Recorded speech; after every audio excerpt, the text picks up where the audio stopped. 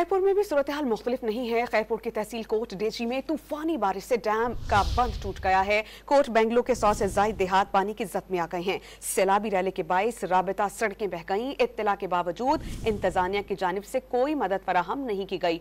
लोगों ने अपनी मदद आपके तहत नकल मकानी शुरू कर दी है। इस पर हम बात करेंगे डॉन न्यूज़ के रिपोर्टर जहीर अब्बास खास खैली से। जहीर अब्बास, आप हमें ये बताइएगा कितने बड़े पैमाने पर नुकसानात हुए हैं और इंतजामिया क्यों मुतहरिक नजर नहीं आ रही लोगों को फैसिलिटेट करने में?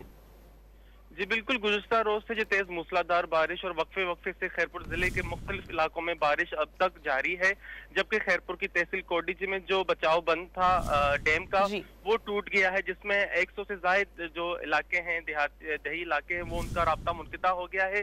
और जो सड़कें हैं वो सैलाबी रेले में बह गई हैं। कई इलाके जो हैं अभी तक वो जो देहाती हैं मैसूर होकर रह गए अपने इलाकों में, और कई जो देहाती वो नकल मकानी शुरू कर चुके हैं। लेकिन जिले इंतजामिया हमें इस वक्त किसी भी जगह पर मुतहरिक नहीं दिखाई देती कि जो हालात पेश नजर है उस पर उनसे निपटा जाए। और जो शहर भर में पानी है वो घरों में गलियों में अब मौजूद है। और जो सियासी रहनुमाओं हैं हमारे पास, साबिक वज़ीर आला सिंध, उनके घर पे भी पानी मौजूद है। लेकिन इस वक्त जो सूरत हाल बहुत संगीन दिखाई देती है। अब जबकि सूरत हाल बहुत संगीन दिखाई दे रही है। जहीर, बहुत शुक्रिया, आपने अपडेट किया।